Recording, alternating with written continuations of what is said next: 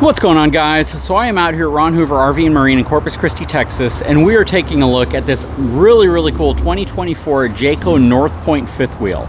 So if you're not familiar with the different levels of fifth wheel from Jayco, the very premium fifth wheel they offer is the Pinnacle, which is right over there, and the Jayco Northpoint is going to be one step below it. But it's hard to even delineate between the two nowadays because the Northpoint has come so far in terms of what they offer you. And in 2024, they've even upped that offering, and there's a lot of technology now that can actually help you tow one of these a little safer down the road, and we'll talk about that as well. Hang tight, I'll be right back.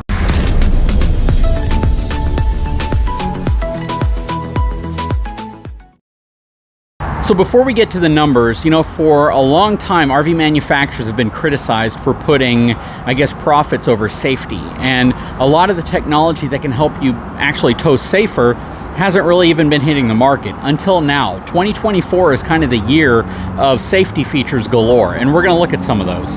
So this is gonna come with the Dexter Tow Assist package, which includes anti-lock brakes, sway mitigation, and a towable odometer on here. Plus, there's going to be some significant suspension enhancements to this specific unit, and those are definitely worth looking at as well. So I'm very proud of what the RV industry has done, or at least certain brands, in terms of adding a safer towing experience to the RV, because quite frankly, if you took all this away, most people wouldn't even think that it had that type of technology, and they'd buy it anyways, not even considering that all these advancements have taken place. So that is really cool. All right, down here, we can see that this has a gross vehicle weight rating, pretty dang heavy, 18,350 pounds, has a cargo capacity of 2,160 pounds. This rides on 8,000 pound axles, has 17.5-inch H-rated tires, so everything from that perspective looks really good. Anyways, let's hop inside, take a look at the inside, then we'll come back out and look at the outside. As we come around, MORryde rubber pin box, prepped for the Furrion surround camera, so the Pinnacle is going to come with the camera system. This one's just prepped for it. The entry exit camera right here, and the rear view camera is probably also prepped for it, even though it doesn't come with it. This is going to be a Northpoint 390 CKDS. This is going to have the safety rail handle, which I really like. And it's going to have the assisted step above MORryde steps as well. All right, stepping inside. Let's pan around a little bit so you can see this beast and what it's all about. This thing is huge. So we'll start in the front kitchen area. I love this space. You don't have any power here though. If you do, maybe I'm missing it. Otherwise, this would be a great spot for a coffee maker. There's just no power. You have some USB power right here. You have a light switch right there, but I don't see any. Oh, never mind. Right here on the side. So now this is a great spot for a coffee maker, even though I wish the plug was like right there or even right here. Coming around, take a look at the pantry area. Very good sized pantry. Nice substantial feeling door. From a quality perspective, I definitely see how the folks at Jayco have stepped up their quality. Absolutely. And not just in this model, but 2023 was also a pretty good year for quality. 2022, 21, there were a lot of challenges just in general because of COVID. But overall, they've done a great job of, you know, just making their RVs more higher end feeling, but also matching a lot of the componentry and quality steps that you would expect with a higher end unit. You have your GE side-by-side refrigerator. On this side, you have this nice contrasting tone island. So you can see you have white over there, a little bit more neutral over here. Nice divider in place already. Soft closing drawers. Nice tinted stainless steel sink. Have the nice sprayer faucet right here. You have a water dispenser here that goes to a 5-gallon tank underneath. Back here, this looks like a convection microwave. It is a convection microwave from GE. Nice 4-burner stove oven. Good size oven as well. Nice solid surface quartz countertop. Soft closing and super extending drawers. You have a televator over here as well. The contrasting tones in here look absolutely great.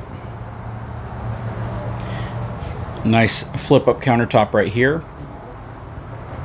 Kind of a chop block surface to it. Plus a power port down there. You have your theater power seating here as well. Very nice. A lot of windows going all the way around. They're not insulated or dual pane windows. Nice tabletop. You can see how that actually comes out and extends it quite far. You have a cool little buffet or bar area right here as well to put things. Wireless charger.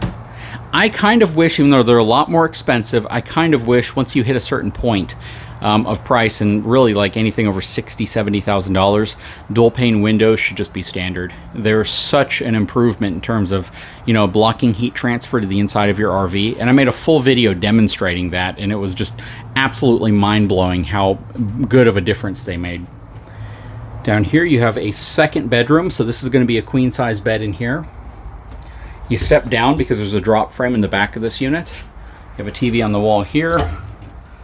Nice wardrobe storage. Tons of drawers across here. More wardrobe storage right here. Then in the back of this unit, you are going to have a full bath. That is really nice. It's kind of small. I mean, the tub is certainly what you would typically see in a smaller travel trailer, but just the fact that this unit's going to have 2 full bathrooms is pretty awesome. Porcelain foot flush toilet. You definitely are going to have more access when the stairs are out, so just keep that in mind. Nice sink, a lot of countertop space around it. Nice medicine cabinet. Very, very nice setup here.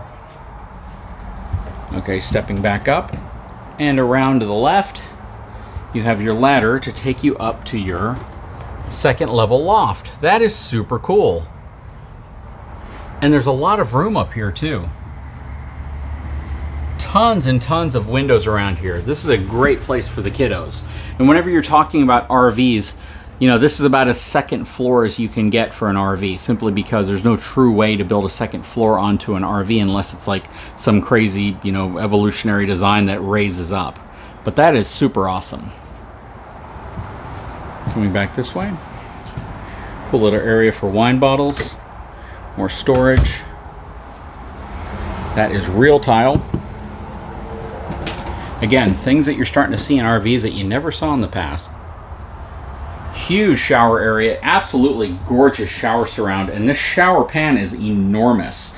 So it's not just long, but it's also incredibly wide, which you can probably tell. Plus it has a nice upgraded sprayer on an adjustable slide arm. Very nice. Then you have your medicine cabinet right here. Really nice wallboard for the backing area. Nice porcelain sink in there, as well as a porcelain foot flush toilet. Great space for towels and toiletries. That is a beautiful, beautiful bathroom. Stepping into the bedroom. So that lifts up, so you have storage under there. More drawers down here that are not soft closing. You have a framed out area for your TV. Has a Whisper Quiet air conditioning system in. It does have the 4G LTE gateway built into it as well. Tons of room here at the end of the bed. Just a tremendous amount of room. That's a very deep slide to accommodate for that. Over here is where your washer and dryer would go. And if you don't have a washer and dryer in here, you got tons of extra storage. Plus extra storage here. And it looks absolutely gorgeous. I mean, the color tones in these Jaycos are just beautiful. They've done a great job. I love the end tables, how they stick off at the end of the slide as opposed to over the side of the bed. Nice sliding drawer here for laundry. Soft closing drawers. This is really, really nice. What do you guys think? Anyways, let's hop to the outside of this unit and see what it's all about. Okay, so starting at the outside of this unit, again, this thing has over an 18,000 pound GVWR. They did a good job by putting the MORryde rubber pin box on the front. I would definitely recommend a 1-ton to tow this, preferably a dually, mainly because of the length, the height, the width. I mean, this thing absolutely is a huge, huge fifth wheel, and it's heavy. And I want you to have as much redundancy, extra tires on the back, and stability, as well as traction that you're gonna get from a dually. If you had to tow this with a single rear wheel truck, there are trucks that have the payload capacity to be able to tow something like this. You're definitely not gonna wanna tow it with a gas engine. You're gonna want a diesel. And these are just my recommendations, just based on what I know about the size of this and how I know it's gonna dictate some of the behavior of whatever you're towing it with. So again, I would definitely recommend a dually to tow this, a modern dually. All right, so we have the new Lippert auto leveling system. It has lighting on it. It's super cool. The feet are super huge now. So from a stability perspective, I mean, Just take a look at that thing. That thing's probably a foot in diameter versus 9 inches is what they used to be. I mean, you can kind of compare the difference here. All right, big difference.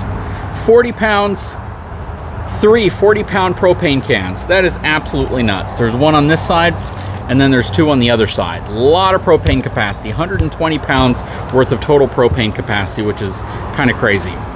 And they have the basement storage locked up, so I won't be able to get into that. At least this one's locked, that one's not. This does ride on a drop frame, 12-inch main I-beam, 10-inch drop frame, which I really, really like. That's a big upgrade over past units. You got propane access right here for a barbecue pit. You have an outside spray port as well, which I really like. This has kind of all been done because of Alliance. Alliance started showcasing spray ports on the sides near the entry-exit door, and now everyone's doing it. So it's a really good example of how manufacturers kind of bleed over great ideas to other manufacturers. Now, I don't know if they're utilizing Asdel in the sidewall of their fifth wheels. I really hope they are. I'm just not 100% sure. I'm gonna have to actually ask them about that. Checking out underneath here, again, you have that 12-inch main I-beam, and then you have that 10-inch I-beam over here. Rack and pinion slide. You have 2 big awnings to cover up most of the side. This has these newer style windows, right? These squared off windows versus the standard frameless windows that most people are used to. Coming down the side here, Cree 3000 upgraded suspension, Uniroyal 17.5-inch H-rated tires. That is awesome. I really, really love, in 2024, you can expect to buy most RVs with good tires. That's a huge thing. You're not seeing a lot of the trash that was originally on a lot of RVs, and you had to beg for new tires, or you had to go and buy them right after buying your RV. This has 2 drop frames, actually. So it has an 8-inch I-beam drop frame coming off of the back to support that lower level here, so you can have that huge loft space up there. This has J-Smart lighting, which is kind of cool, right? It's basically where all of your side lights flash in conjunction with your rear turn signal. Just gives you more visibility when you're turning into like traffic or oncoming traffic or trying to execute a turn. 50 amp connection. You have your ladder going up the back of it. You have your rear entry exit into that back bathroom. Back here is your black tank flush. You have your black and gray tank levers over there. This does not have a 2-inch receiver off the back of it. Schwintek slide over here has slide top awning already installed. Over here as well. You don't have those squared out windows on this side. So they're rounded frameless windows on this side and they're squared off on the other side, which is kind of interesting. Back here is simply going to be your winterization for your refrigerator. This right here, I'm not 100% sure what that is. When I looked underneath it on another model, there was wiring there, but that may actually be a water spray port, but I'm not sure exactly what's back there. Outside of your water heater, outside of your furnace. In here is going to be your Nautilus water control panel. So this is where all your water is going to come in. You have a whole house filtration system as well as your gray and black tank levers, your auto leveling controls. And inside of your basement storage, you can see it has radiant barrier up top. You have a 5-gallon container here for fresh water on the inside of the RV, which is really nice. And a spot for your 50 amp cable or a water hose or whatever else you want to put there. Plus the baggage doors are really nice and thick on this side. Actually thicker than I typically see on even the Pinnacle. So if you look at the door on the Pinnacle, it's about maybe 3/4 of an inch. If you look at the door on here, it's probably a little over an inch. So big difference in terms of door thickness. Not sure why the Northpoint gets the thicker doors versus the Pinnacle. But the Pinnacle door does feel denser, so that might be the big difference. Somebody obviously hit their head on the corner here, which is very, very easy to do, by the way. So that's something you want to be very careful of whenever you're walking around RVs. Anyways, guys, I'd love to know what your opinion is on this fifth wheel. Please leave a comment below. I hope you like the new format where I talk a little bit more about the pros and cons of different things that the manufacturers are doing. If you haven't had a chance, please take a moment, subscribe to the channel, give me a thumbs up, and we'll talk to you again very soon.